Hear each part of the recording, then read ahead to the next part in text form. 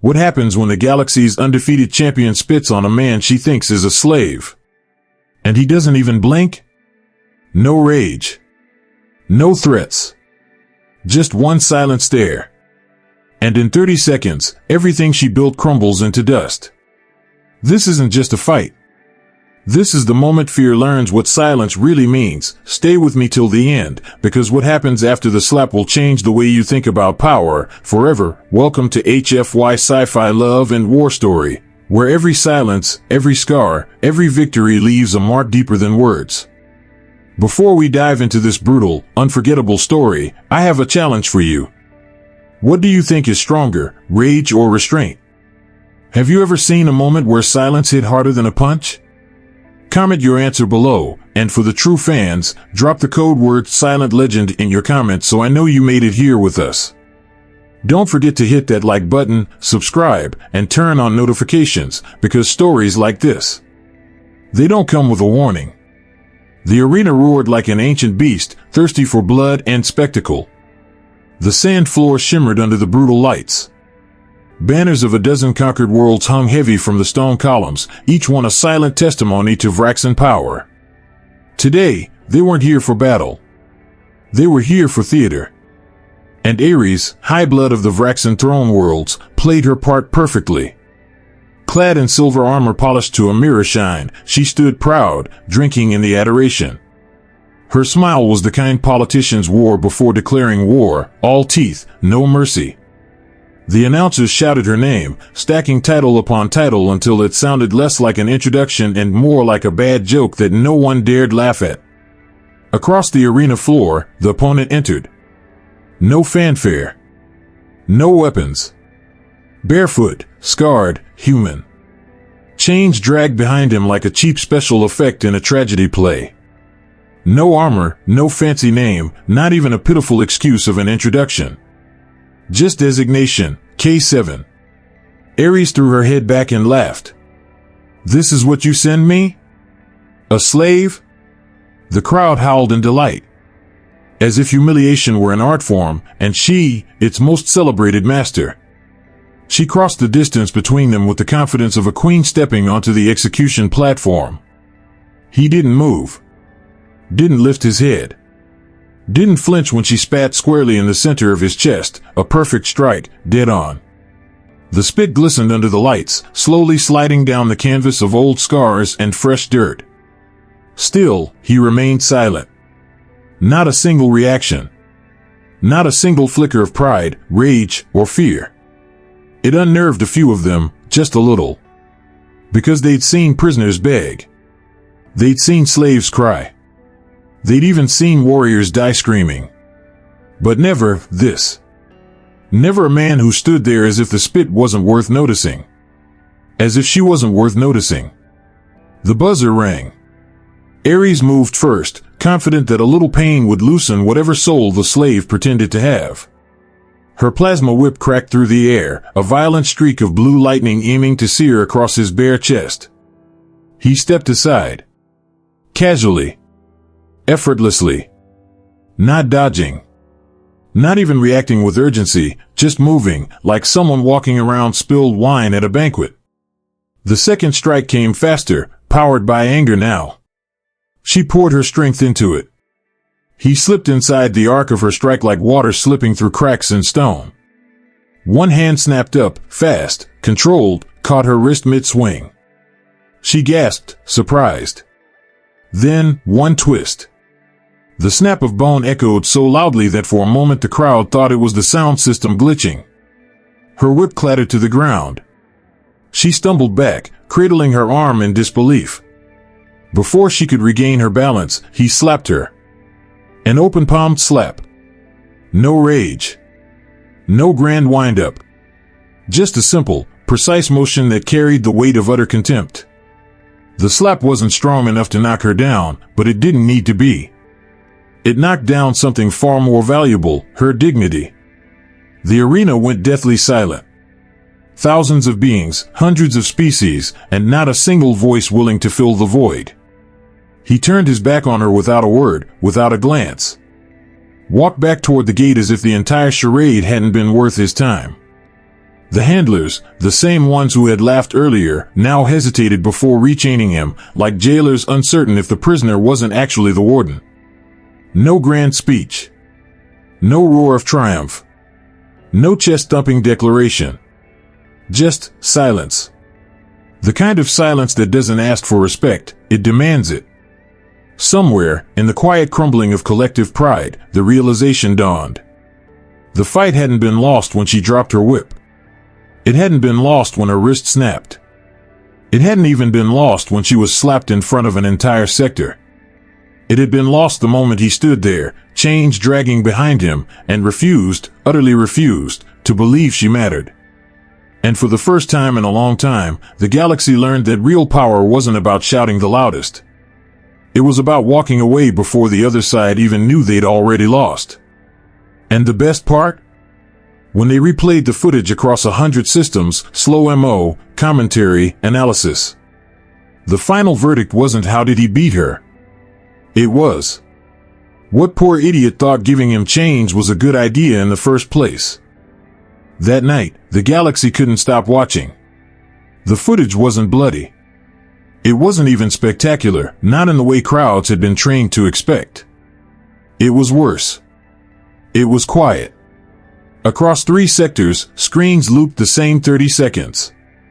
Not the fight, the moment before the fight. The look he gave her. No anger. No fear. No hunger for victory. Just quiet, terrifying pity.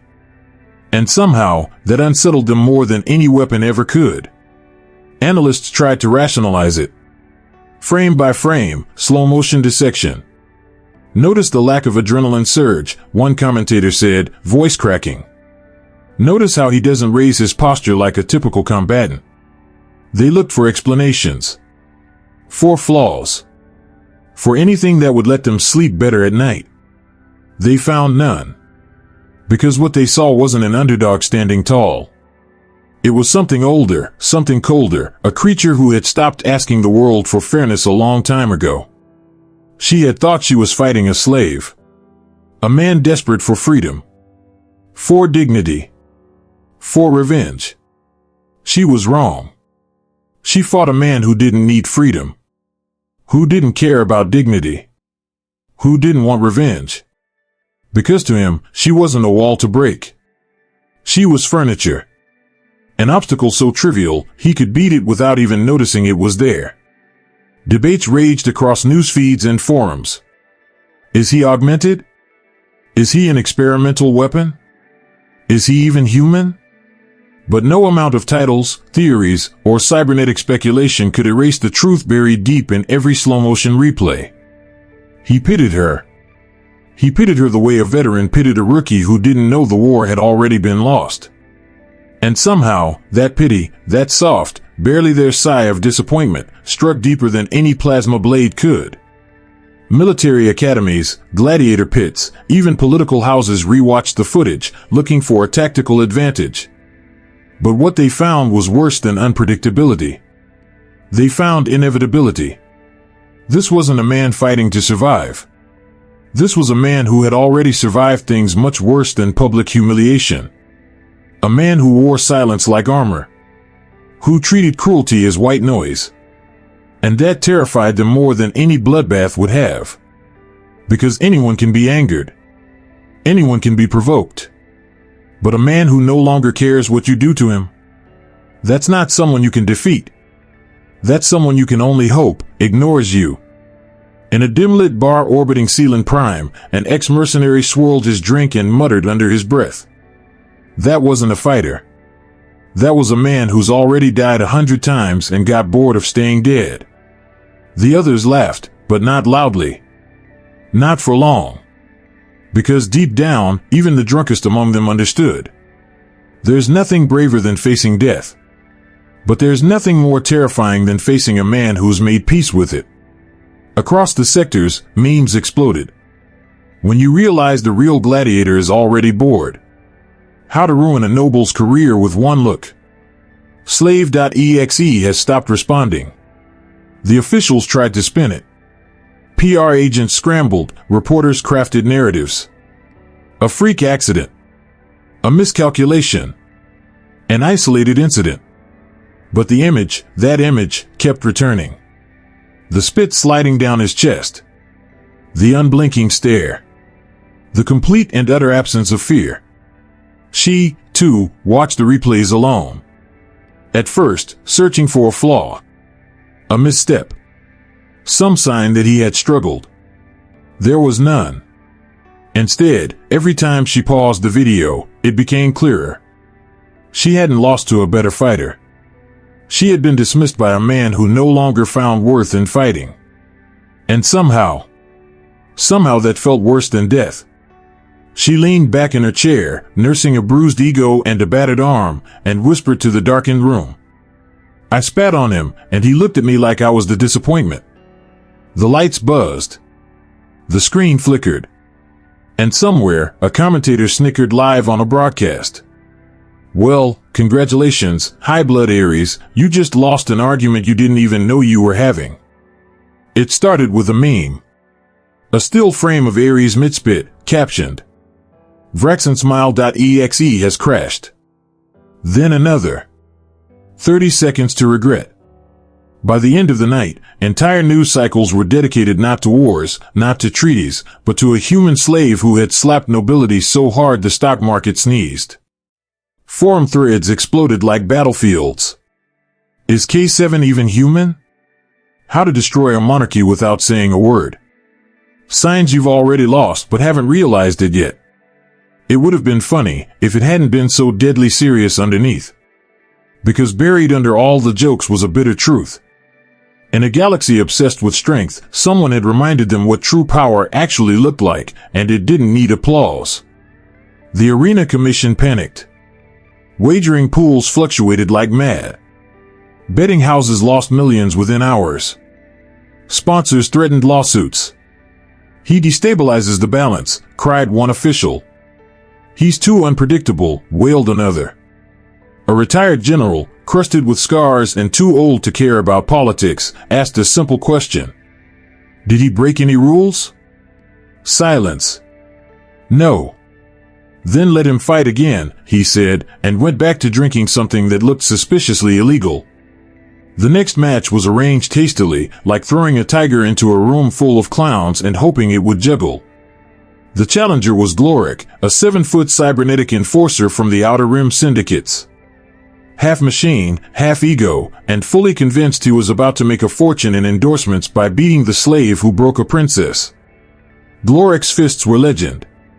Twin sledgehammers wrapped in smart metal, with enough impact sensors to register a meteor strike. He entered the arena roaring, flexing chrome-plated arms for the crowd. Lights, chants, side bets, it was the circus all over again. And K7? K7 entered barefoot again. Silent. Still. If he had been any calmer, someone would have checked if he was even breathing. The buzzer sounded. Galactic launched forward, a freight train of cybernetic fury. Cameras locked in, announcers screamed hype, the audience leaned forward. And K7 moved. Not fast. Not desperate. Just inevitable. A sidestep. A pivot. An elbow strike so precise it bypassed pain and went straight to body shutdown. Galactic staggered, mechanical limbs spasming. Before he could collapse fully, K7 was behind him, 2 fingers pressing delicately into a neural port at the base of Galactic's spine. Click. The enforcer twitched once and face-planted hard enough to register a small tremor. 27 seconds. The crowd gasped. The announcers choked. The betting houses began drafting new bankruptcy paperwork. K7 didn't flex. Didn't roar. Didn't even glance at the fallen giant. He just turned around and walked away. No triumph. No gloating. As if ending another living weapon was just slightly more interesting than doing his laundry. The forums lost their collective minds. Hashtag K7 effect trended faster than any political scandal. Reaction videos flooded in, humans, aliens, hybrids, all watching the clip and blinking in stunned silence. The best commentary came from a grizzled mercenary captain who simply said, I don't know what scares me more, that he beat Gloric like folding laundry, or that he looked bored while doing it. Behind closed doors, the arena masters whispered nervously. Should we retire him? Buy him off? Clone him? One nervous accountant asked, can we at least put shoes on him? He's killing brand sponsorships. The head of operations, a three-eyed reptilian who'd seen 6 uprisings and 2 full-blown wars, gave the only logical answer. You don't put shoes on a storm. You board up the windows and pray it passes. Later that night, as the cleaning crew scraped the unconscious cybernetic enforcer off the arena floor, a rookie guard whispered to his senior. Sir, what do we do if he starts talking? The older guard, without looking up from his coffee, muttered. Kid, if he ever starts talking, it's not us who'll need to worry. It's the poor bastard he's talking to. The second opponent wasn't beaten. He was systematically, clinically, deconstructed. The match lasted 32 seconds by the official clock, but for everyone watching, it might as well have been eternity trapped inside a horror story.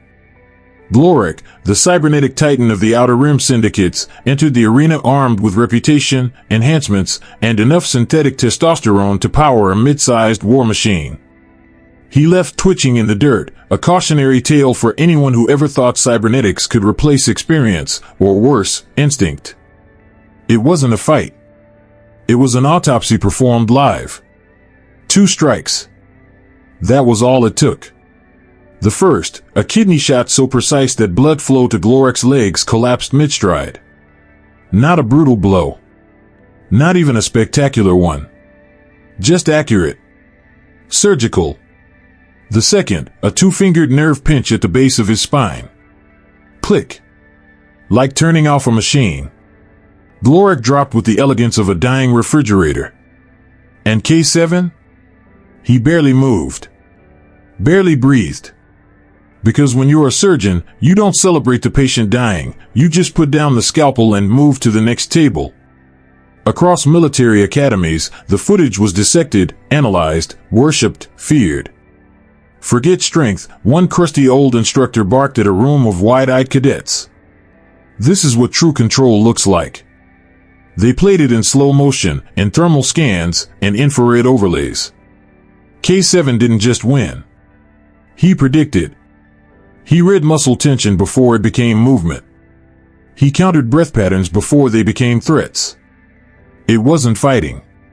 It was inevitability, made flesh and bone.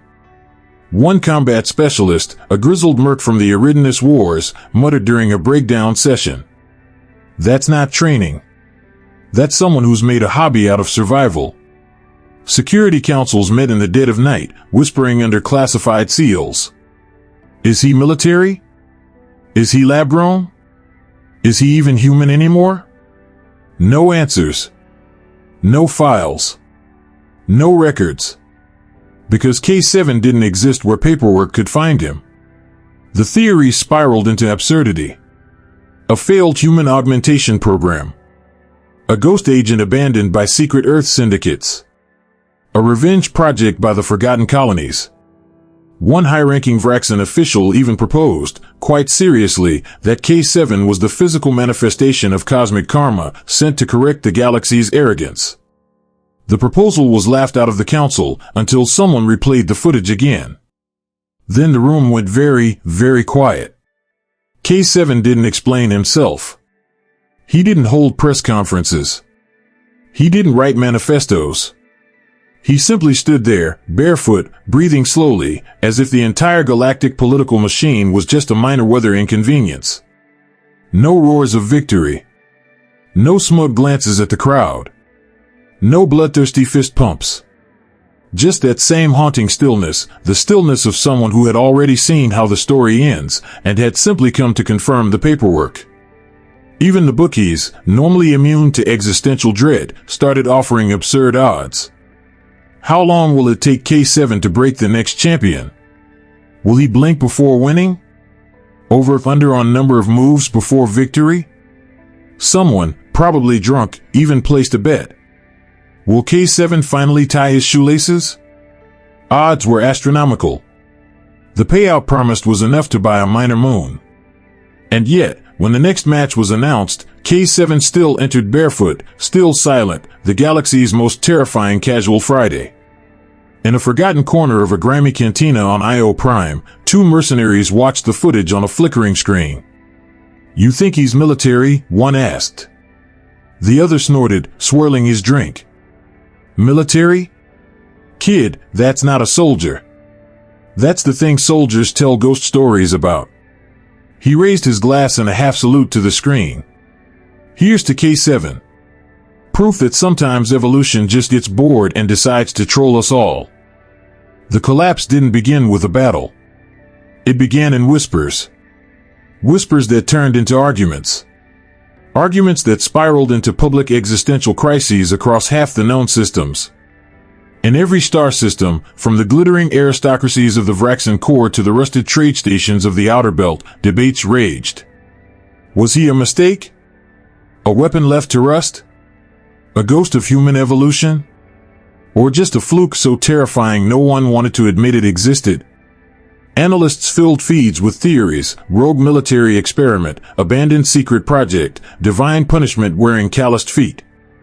The galaxy wasn't just curious anymore. It was scared. Because K7 didn't just beat opponents. He unraveled certainties.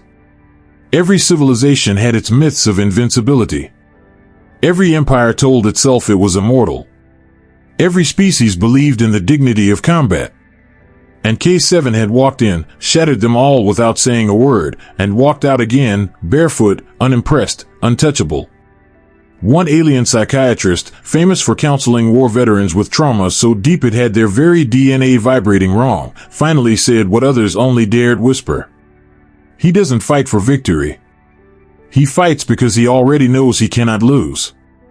And somehow, that was worse. Because it wasn't arrogance. It wasn't madness. It was inevitability. He fought like a man rearranging furniture, not enemies. Arena masters scrambled.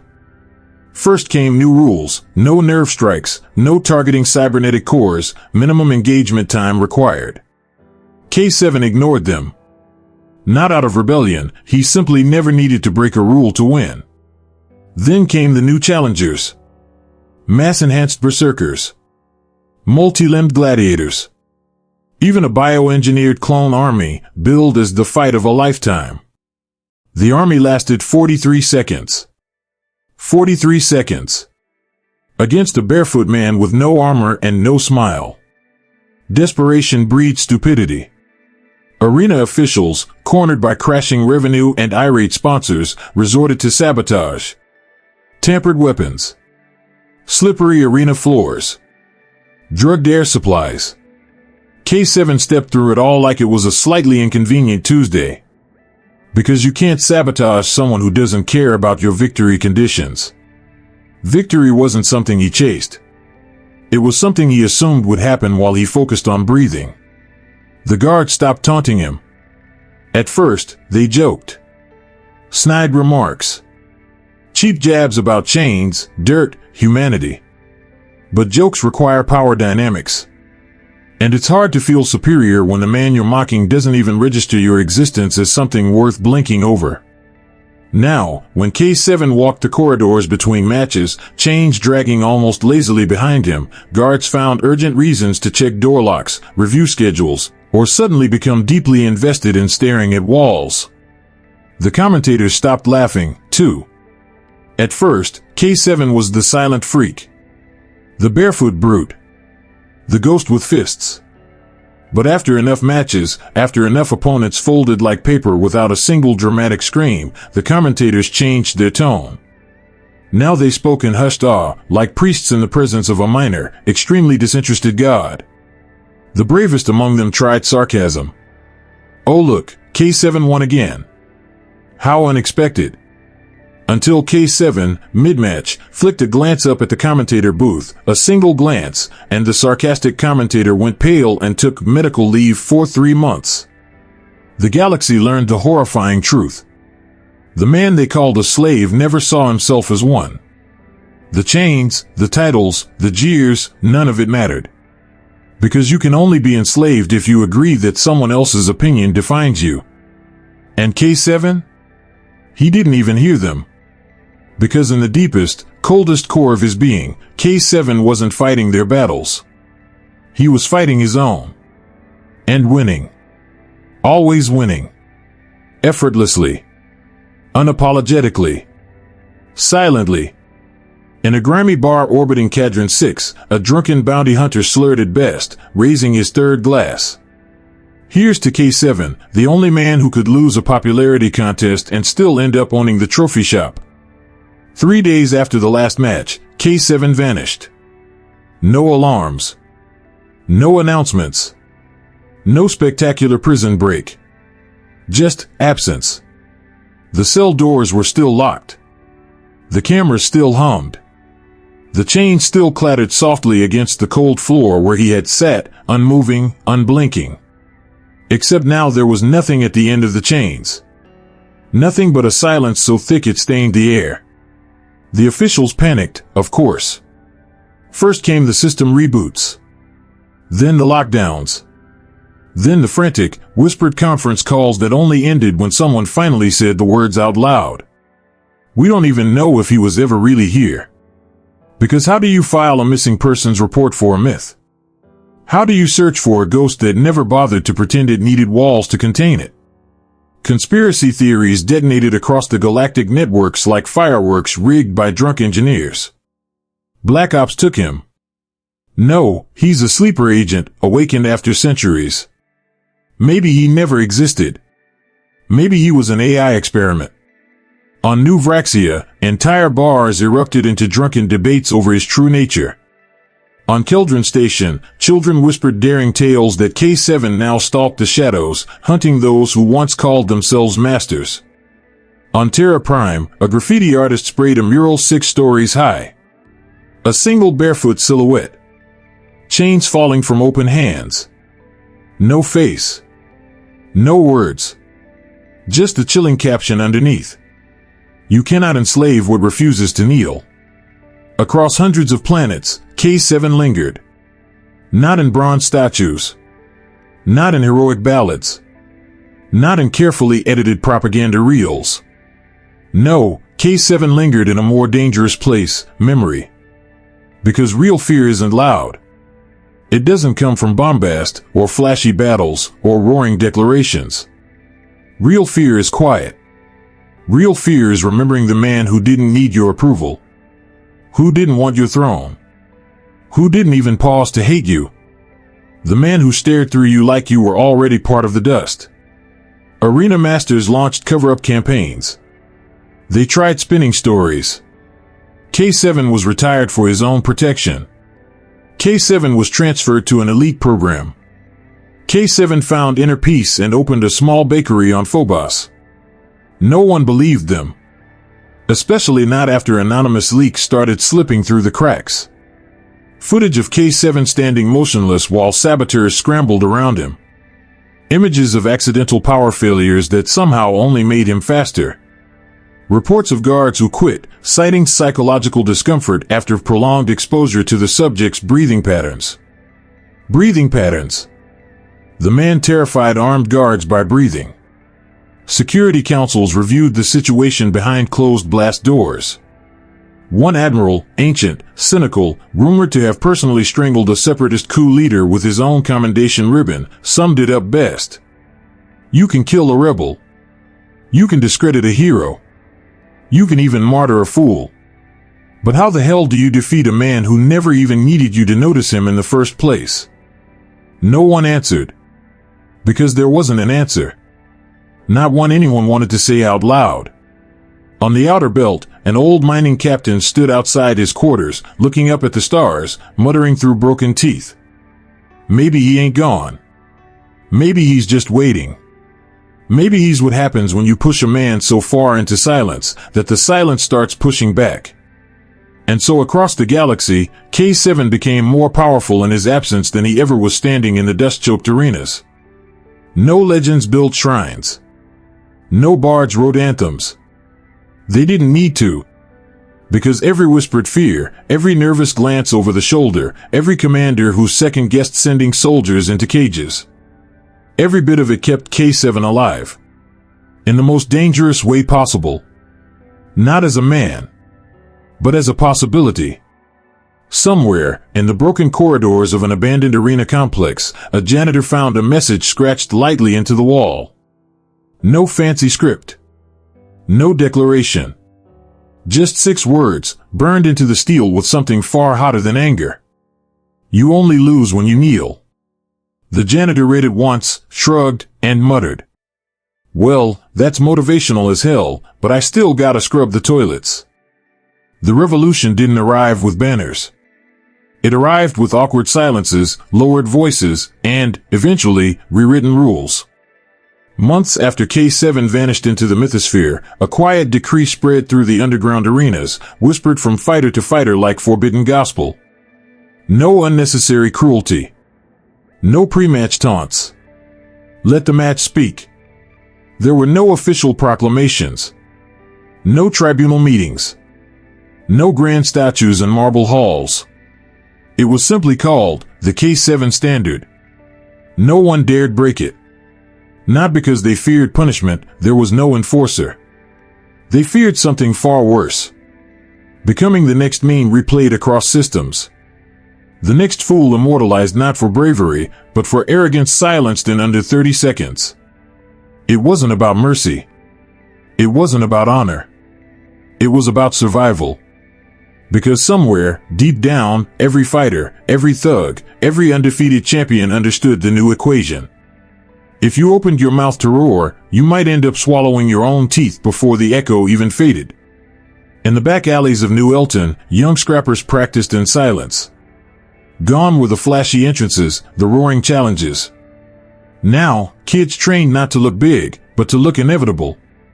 In the royal courts of the Vraxan throne worlds, where once ornate duels dripped with flowery insults, challengers now bowed stiffly, fists clenched, jaws locked. Because somewhere in the shadows of memory, they all saw him. Barefoot. Silent. Indifferent. And none of them wanted to be the next loud fool walked away from like a stubborn puddle. No statues were ever built. No songs were sung. No one dared. Because building a statue for K7 would have felt like trying to gift wrap a loaded gun and hoping it didn't go off out of sheer contempt. Instead, a quiet understanding settled across the stars, as subtle and heavy as a storm cloud you pretend not to notice. K7 didn't need tribute. He had already carved his mark, not in marble, but in marrow. Sometime later, on a forgotten satellite orbiting the gas giant Pharos 4, a maintenance drone picked up a stray transmission, weak, encoded, ancient. A voice. No encryption, no signature, no flourish. Just words, raw and ragged as old scar tissue. I wasn't born for this. I was broken into it. When they gave me a voice, I realized I didn't need it. Silence was always enough. K7. The engineers who found it stared at the playback in silence, then, wisely, erased the footage and collectively agreed to never mention it again. Because some echoes don't fade. They just wait. Across scattered systems, the most feared memory wasn't the battles K7 fought. It wasn't the shattered limbs. It wasn't the broken pride. It wasn't even the finality of his victories. No. It was the simple, soul-hollowing terror of realizing that a man, given every excuse to scream, to rage, to demand the galaxy witness his pain, instead chose to walk away. Without a word. Without a look back. Without needing to explain why. Because when you can dismantle a legend in 30 seconds flat, why waste time bragging about it? On the edge of the known galaxy, at a rundown fighter bar called the Broken Chain, an old combat vet leaned back in his chair, half-drunk, watching a replay of K7's second match. He grunted, took a long drag from his scent cigar, and muttered loud enough for the whole bar to hear. Well, guess the moral of the story is, talk shit, get silently demolished by a barefoot ghost with anger management so advanced, it's practically a war crime. The whole bar laughed, nervously. Because deep down, nobody was entirely sure if it was a joke or just a very practical piece of survival advice. And that's how a barefoot, nameless fighter shattered an empire, not with strength, not with speed, but with silence sharper than any sword. Now tell me in the comments, do you think K7 was born this way, or broken into it? Would you rather fight someone who shouts, or someone who doesn't even need to speak to beat you? Smash that like if you felt the tension, subscribe to HFY Sci-Fi Love and War Story if you crave more brutal sci-fi tales. And hit the bell so you never miss when the next silent legend rises. Because remember, in a galaxy full of noise, the one you should fear most is the one who doesn't say a damn word.